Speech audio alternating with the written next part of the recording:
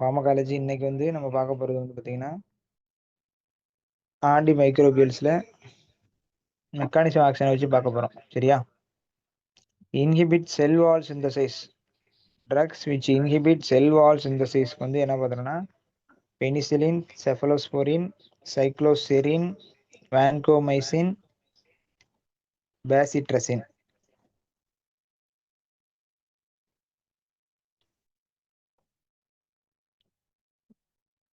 இதில் எப்படி நான் ஷார்ட்கட் வச்சுக்கிறதுனா, செல் வால் வருதா, வாலில் பிவிசி பைப் போடணும் அப்படின்னு வச்சுக்கோங்க. வால்ஸில் பிவிசி பைப் போடணும். நம்ம சவுத்தில் பிவிசி பைப் போடுவாங்க தெரியுமா, தண்ணி வர்றதுக்கு. ஸோ அது மாதிரி ஏன் இதுக்கு நான் இதை சொல்கிறேன்னா, அந்த பின்னாடி மெம்பரேன்னு ஒருத்தன் வர்றேன், அவன் வந்து இவன் நம்மளோட அப்படியே அவனையும் குழப்பிக்கிட்டே இருப்பான் நம்மளுக்கு. ஸோ இப்படி நம்ம வச்சுக்கிட்டிங்கன்னா ஃபிக்ஸடாக வச்சுக்கிட்டேன்னா குழப்பாது. வால்ஸில் பிவிசி பைப் மாட்டணும், இல்லை பிவிசி பைப் போடணும்.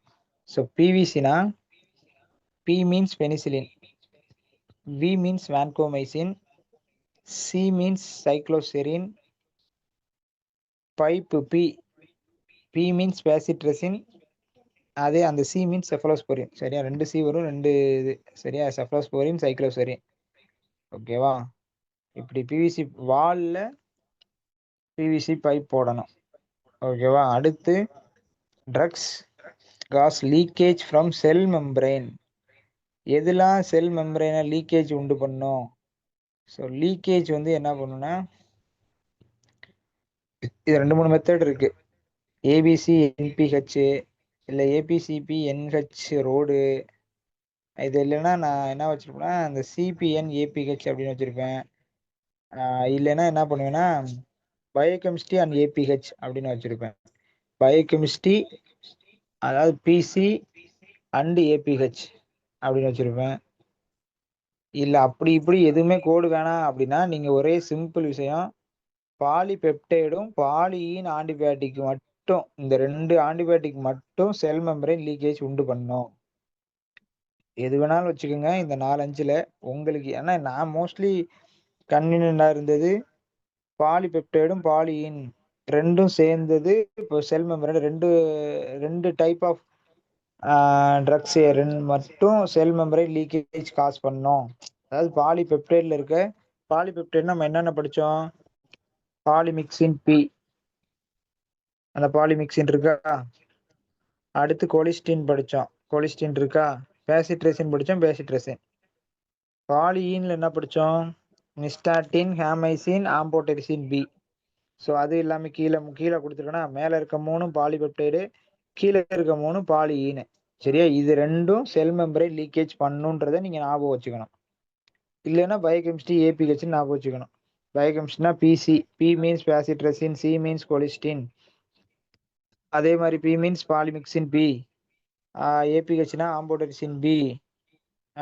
இது பி மீன்ஸ் அந்த அண்டு சொன்ன இடையில அண்டுக்கு பதிலாக இந்த எண்ணுக்கு பதிலாக நிஸ்டாட்டினு. H means ஹேமைசின். இது கொஞ்சம் ஒரு மாதிரி உழப்பலாக இருக்கும். பட் நீங்கள் பாலிபெப்டைடு பாலியின் மட்டும் செல் மெம்பரேன் லீக்கேஜ் காஸ் பண்ணுன்றதை படிச்சுக்கிட்டீங்கன்னா ஈஸி. ஓகேவா? செல் வாலுக்கு வாலில் பிவிசி பைப் போடணும். செல் மெம்பரேன் லீக்கேஜுக்கு பாலிபெப்டைடும் பாலியின் ஆன்டிபயோட்டிக் வரும். ஓகேவா? அடுத்து inhibit protein synthesis. Inhibit protein சிந்தசைஸுக்கு நம்ம குளோரோஃபினிகால் டெட்ராசைக்ளின் நம்மளுக்கு காமனாக தெரிஞ்சிடும். பட் மற்ற ட்ரக் எதுன்னு நம்மளுக்கு தெரியாது. அது என்ன கோடுனா டெக்லின் அப்படின்னு வச்சுக்கணும். புரோட்டீன் டெக்லின், புரோட்டீன் டீன் வருதா, அந்த புரோட்டீன்லயே டீன் வருதா, டிஇஐஎன், அப்படியே அதை வச்சே டெக்லின் அப்படின்னு போடணும். புரோட்டீன் இல்லை புரோடெக், இல்லைன்னா புரோட்டீன் புரோடெக்லின். T means tetracycline, E means erythromycin, C clin, கிளின்னு வருதா, clin means clindamycin, C means chloramphenicol, CLIN means clindamycin, LIN means linezolid. ஓகேவா? அப்படிதான் படிக்கணும். ஸோ இப்படி கோடு வேர்டு வச்சுட்டிங்கன்னா ஈஸி. அமைதியாகவே இருக்கீங்களே, ஈஸியாக கஷ்டமா என்ன? ஓகே தானே?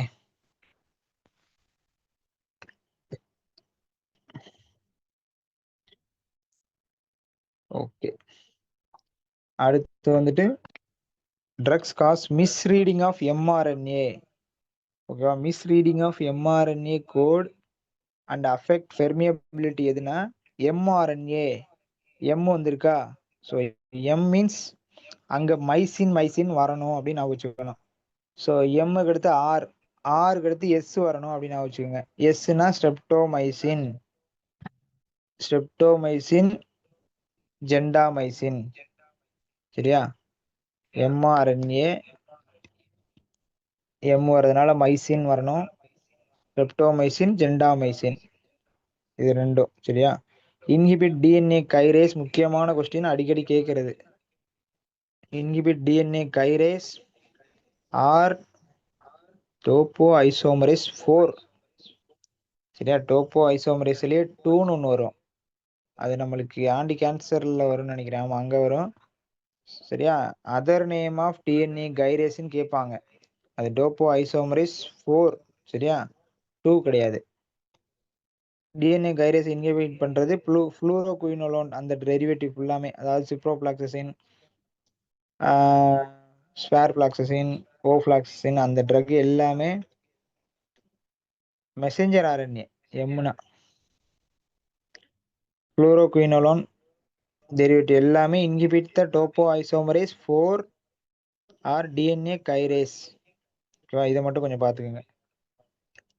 4னா எஃப் மீன்ஸ் ஃப்ளூரோகுயினோலோன், 4ன்னு வருதா, எஃப் மீன்ஸ் ஃப்ளூரோகுயினோலோன் அப்படின்னு ஞாபகம் வச்சுக்கோங்க. ஃப்ளூரோகுயினோலோன்னாவே என்ன, எல்லாமே வந்துடும், சிப்ரோ, ஓஃப்ளாக்ஸு, நார்ஃப்ளாக்ஸு, ஸ்பேர்ஃப்ளாக்ஸு, எல்லாமே, பெஃப்ளாக்ஸு, லியோஃப்ளாக்ஸு. ஓகேவா, அடுத்து interfere with DNA function. Function first letter என்னது, F. So F means rifampin, rifampicin. ஏன் நான் சொல்றேன்னா, அடுத்து வர்றது வந்து இன்டர்ஃபியர் வித் டிஎன்ஏ சிந்தசைஸ். சரியா, சிந்தசைஸ் அது ஃபங்க்ஷன். ஸோ ஃபங்க்ஷன்ல first letter F. So F means rifampicin. சரியா, அடுத்து இன்டர்ஃபியர் வித் டிஎன்ஏ சிந்தசைஸ்னா ஏசைக்ளோவிர் ஜிடோவின். ரிஃபாம்பிசினோட மெக்கானிசம் ஆக்ஷன் என்னது, மெக்கானிசம் ஆக்ஷன் ஆஃப் ரிஃபாம்பிசின் யாராவது சொல்லுங்க.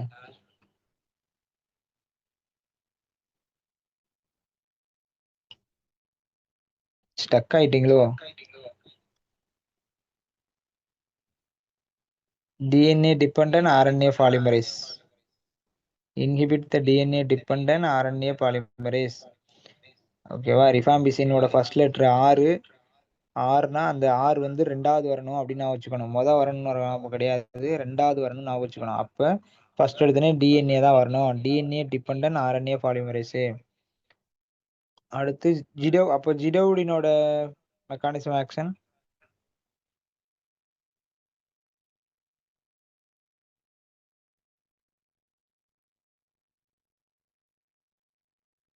ஜிடோவுடின்.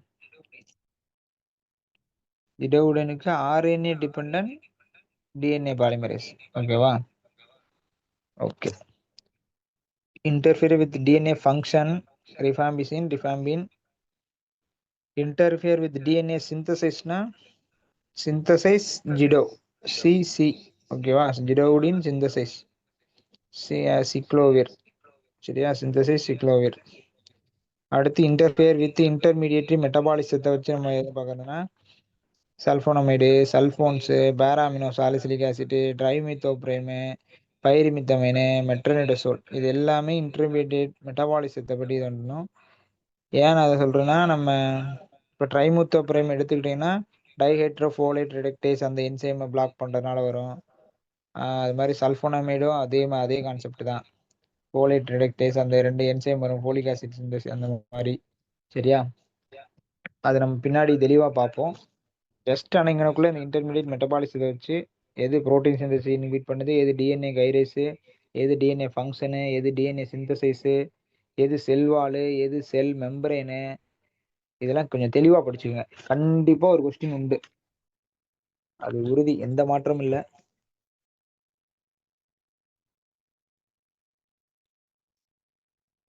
ஓகே, அடுத்து வந்து type of organisms against which primarily active. அதாவது இதுல என்ன டைப்னு படிக்க போறோம். இந்த டைப் வந்து உங்களுக்கு காமனா தெரிஞ்சிருக்கும். சரியா, ரொம்ப ஈஸி தான். ஆன்டி பாக்டீரியல்னா எது, ஆன்டி ஃபங்கல்னா எது, ஆன்டி வைரல்னா எது, ஆன்டி புரோட்டோசோவல்னா எந்த ட்ரக், ஆன்டிமினிட்டிக்ஸ்னா. ஏன்னா இதெல்லாம் நம்ம பின்னாடி இன்னும் டீட்டெயிலா படிப்போம். சரியா, ஒவ்வொன்றையும் தனித்தனியா படிக்க போறோம். அப்பவே உங்களுக்கு நல்லா மண்டையில் ஏறிடும். பட் இருந்தாலும் இங்கனக்குள்ளேயே லைட்டா ஒரு வாட்டி பார்த்துக்கோங்க. ஆன்டி பாக்டீரியல்னா எதை சொல்றோம்னா, பெனிசிலின், அமினோகுளைகோசைட், எரித்ரோமைசின், புளூரோகுயினோலான்ஸ், இது எல்லாமே ஆன்டி பாக்டீரியல். ஆன்டி ஃபங்கல் வந்துட்டு ஆம்போடெரிசின் பி, கீட்டோகோனசோல், கிரைசியோஃபல்வின். இந்த கிரைசியோஃபல்வின் முக்கியமான கொஸ்டின். இதுல எது அந்த இதுல ஒரு கொஸ்டின் கேட்டுக்கிட்டே இருப்பாங்க. ஃபங்கல்ல இருந்து கிடைக்கிற ஒரு ஆன்டி பாக்டீரியல் ஆக்டிவிட்டி இருக்க ஒரு ஆன்டி ஃபங்கல் ட்ரக் எதுன்னு கேட்பாங்க. சரியா, அது கிரைசியோஃபல்வின் தான். பின்னாடி வரும், நான் சொல்றேன். சரியா, அங்கேயும் தெரிஞ்சுக்கோங்க. அடுத்து ஆன்டி வைரல் வந்து ஏசைக்ளோவிர், அமான்டடின், ஜிடோவுடின், இன்னும் நிறையா வரும். ஜஸ்ட் இங்கனக்குள்ள ஒரு 2-3 மட்டும் எக்ஸாம்பிள் எழுதியிருக்கேன். ஆன்டி புரோட்டோசோவல் எதுனா அந்த குளோரோக்வின், பெமாக்வின், பிரிமாக்வின், பைரமித்தமைன், டைலாக்சனைட், மெட்டனிடசோல், இது எல்லாமே ஆன்டி புரோட்டோசோவல். ஆந்தல்மினிட்டிக் வந்து albendazole, mebendazole, பைரண்டல்பமோரேட், நிக்லோசமைட், டைஈத்தேல் DEC, tech, டைஈத்தேல் கார்பமிசின் citrate. மெட்டனிடசோல் வந்து ஆந்தல்மினிட்டிக் கிடையாது, ஆன்டி புரோட்டோசோவல். நல்லா பார்த்துக்குங்க. இன்னும் நம்ம லைட்டா பார்த்துட்டு போவோம், அங்கே போய் குழப்ப ஒரே கொஸ்டின். மெட்டனிடசோல் ஈஸியா ஆன்டி புரோட்டோசோவல், ஆந்தல்மினிட்டிக் அப்படின்னு கேட்டு வச்சிருவாங்க. அப்படியே குழப்பிடும். கொஞ்சம் அப்படியே பார்த்துக்குங்க. சரியா, பின்னாடி தெளிவா படிக்க தான் போறோம். பட் இங்கனக்குள்ள இருந்தாலும் படிச்சுக்கோங்க. என்னடா கிளாஸ் டக்குன்னு இன்னைக்கு முடிக்காது நினைக்கிறாதீங்க. கொஞ்சம் தான் எடுத்திருந்தேன். அடுத்து வந்துட்டு ஸ்பெக்ட்ரம் ஆஃப் ஆக்டிவிட்டி, முக்கியமான கொஸ்டின், அடிக்கடி கேட்கறது. எது நேரோ ஸ்பெக்ட்ரம், எது ப்ராட் ஸ்பெக்ட்ரம் கேட்பாங்க. நேரோ ஸ்பெக்ட்ரமுக்கு எக்ஸாம்பிள் பார்த்தீங்கன்னா penicillin G, streptomycin, erythromycin. Broad ஸ்பெக்ட்ரமுக்கு tetracycline, chloramphenicol. Narrow spectrum, broad ஸ்பெக்ட்ரம்னா ஒன்றும் இல்லை. நேரோ ஸ்பெக்ட்ரம்னா only affective against gram positive or gram negative, ஏதாச்சும் ஒன்று தான். ஆனால் ப்ராட் ஸ்பெக்ட்ரம்னா ரெண்டையுமே, கிராம் நெகட்டிவ்க்கு அகைன்ஸ்டாக இருக்கும், கிராம் பாசிட்டிவ் அகைன்ஸ்ட் இதாக இருக்கும். ப்ராட் ஸ்பெக்ட்ரம்னா நிறையா கொல்லுது, நேரம்னா கொஞ்சமாக கொல்லுது அப்படின்னு அர்த்தம் கிடையாது. என்னோட கிளாஸ்ல எனக்கு வாத்தியாருக்கு என்கிட்ட கேட்குறப்ப என்னோட ஸ்டூடெண்ட்ஸ் வந்து, என்னோட கொலீக்ஸ் வந்து அப்படிதான் ஆன்சர் பண்ணோம். நானுமே அப்படிதான் நினைச்சேன். பிராட்னா முத இருக்கப்ப பிராட்னா பெருசா கொள்ளுமோ, நேரம்னா கம்மியா கொள்ளுமோ அப்படின்னு நினைச்சேன். அப்படி இல்லை. நேரம்னா ஒரு ஏதாவது பாசிட்டிவ் ஆர் நெகட்டிவ், ப்ராட்னா ரெண்டையுமே.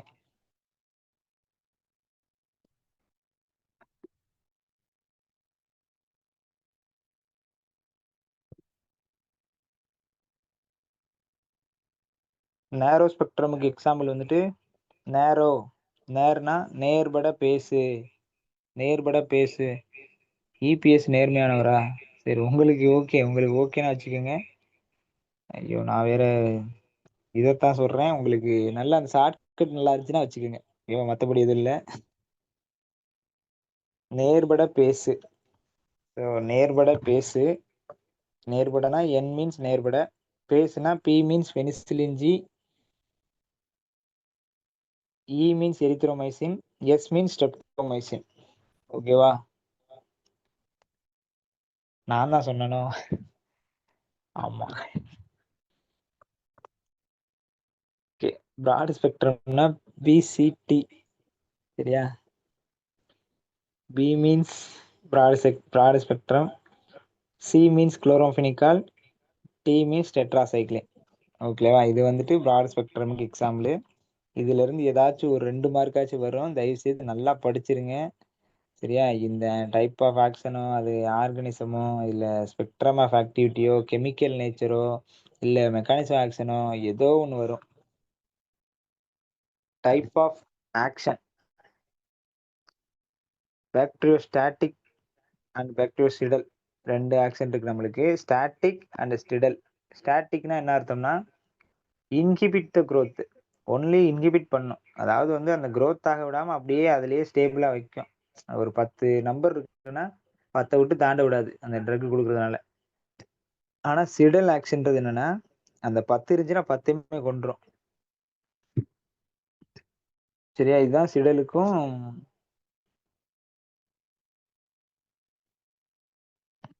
ஸ்டாட்டிக்கும் உள்ள டிஃபரன்ஸ். பிரைமரிலி பாக்டீரியோஸ்டாட்டிக்னா ஸ்டீல் சிசி, கோடு வந்து ஸ்டீல் சிசி. பாக்டீரியோசிடல்னா C, C means Cambridge V, Cambridge V. அதுல static S means steel CC. ஓகேவா? ஒரு ஆள் குழப்பிடுவாங்க, ஸ்டீல் சிசி தான் பாக்டீரியோசிடலோ இல்ல பாக்டீரியோஸ்டாட்டிக்ல கேம்பிரிட்ஜ் வி தான் வரும். அது குழப்பமே இருக்கக்கூடாது. ஸ்டாட்டிக்ல S letter first letter, so எஸ்னால ஸ்டீல் சிசி. பாக்டீரியோசிடல்ல சி வந்து first letter, so Cambridge V. Steel S means sulfonamide, T means tetracycline and decacycline, E means erythromycin, இன்னொரு E means ethambutol, L means linezolid, அடுத்து C means clindamycin, இன்னொரு C means chlorphenicol. டெட்ராசைக்கிளும் குளோரோஃபினிக்காலும் பாக்டீரியோஸ்டாட்டிக் தான், பாக்டீரியோசிடல் கிடையாது. அது ஒரு Brad spectrum, அவ்வளவுதான்.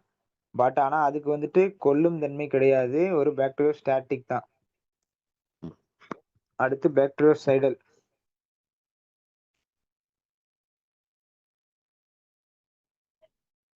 Cambridge வீன் பார்த்தோம். C means cephalosporin, A means aminoglycoside, M means metronidazole, P means penicillin, R means rifampicin, அதே P means pyrazinamide, அதையும் பார்த்துக்கோங்க. பிரிட்ஜ் I means isoniazid, Cambridge. D இருக்கா, D means streptomycin, G means G நான் extra சேர்த்தது நினைக்கிறேன், சும்மா அதுக்கு அந்த தனியா படிக்கிறதுனால கேம்பிரிட்ஜ்னு படிச்சா கொஞ்சம் ஈஸியா இருக்கும்னு சேர்த்தது நினைக்கிறேன். ஸோ E மீன்ஸ் ஈக்கும் உங்களுக்கு கிடையாதுன்னு நினைக்கிறேன். சரி, ஜிக்கு ஜெண்டாமைசின் இருக்கு, சாரி. சரியா? ஜிக்கு சென்டாமைசின், இ மட்டும் நான் எக்ஸ்ட்ரா சேர்த்ததுன்னு நினைக்கிறேன். ஆமா, வி மீன்ஸ் வான்கோமைசின். ஓகேவா? ஈஸியா தான் இருக்கும், ரொம்ப கஷ்டம் இல்லை. ஆனா நீங்க இந்த கோடு வேர்டு இல்லாம படிச்சீங்கன்னா சரியான கஷ்டமா இருக்கும். ஏன்டா இப்படி எல்லாம் படிக்கிறோம்ன்ற மாதிரி இருக்கும். ஸோ இந்த மாதிரி கோடு வேர்ட்லாம் ஈஸியா வச்சுக்கோங்க. அடுத்து ஆன்டிபயோட்டிக் அப்டைன்ட் ஃப்ரம், எதுல இருந்து எடுக்கிறாங்க? ஃபங்கஸ்ல இருந்து இது எடுக்கிறாங்க, பாக்டீரியால இருந்து இது எடுக்கிறாங்க, ஆக்டினோமைசிட்ஸ்ல இருந்து எது எடுக்கிறாங்க. அதுக்கு நான் ஒரு ஷார்ட்கட் சொல்றேன், பிடிச்சிருந்தா வச்சுக்கோங்க. ஓகேவா? இல்ல நான் படிச்சிருவேன் அப்படின்னா தாராளமா படிச்சிருக்கேன். பங்கை, பெனிசிலின். பெனிசிலின் நம்மளுக்கு தெரியும், பெனிசிலியம் நொட்டேட்டம், நம்மளுக்கு அது வந்து ஒரு ஃபங்கஸ் தெரியும். ஸோ அதனால எல்லாருமே அதை போட்டுருவீங்க. பெனிசிலின், செஃபலோஸ்போரின், கிரைசியோஃபல்வின். பங்கை இருக்கா, எஃப் ஃபர்ஸ்ட் லெட்டர், எஃப்க்கு அடுத்து என்ன வரும்? இஎஃப்ஜி. எஃப்க்கு அடுத்து ஆல்பாபெட்டிக்ல ஜி வரும். G means griseofulvin. ஜி எப்படி போடுறோம்? சி போட்டு ஜி போடுறோம்.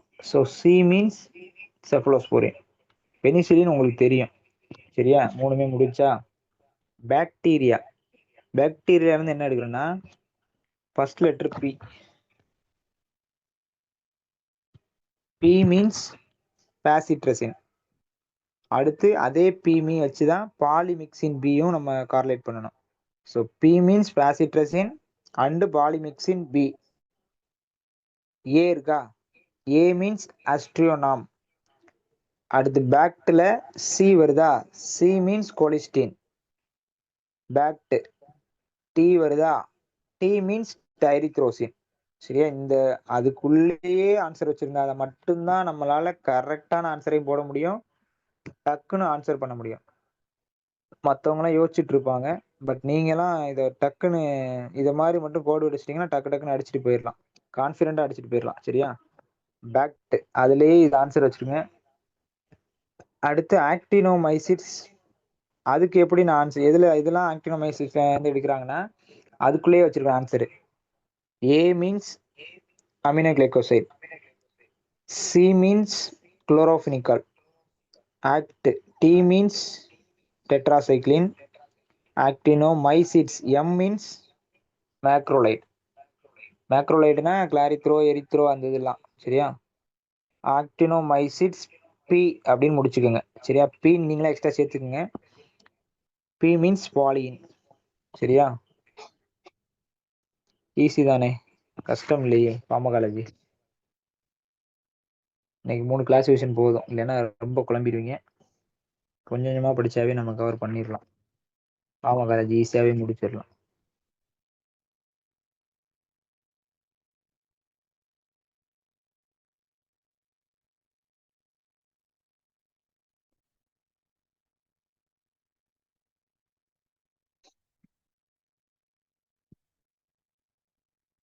ஃபார்மகாலஜி இதை விட ஈஸியாக எப்படி படிக்கிறதுன்னு தெரியல, பட் ஆனால் நான் இப்படி தான் படித்தேன்.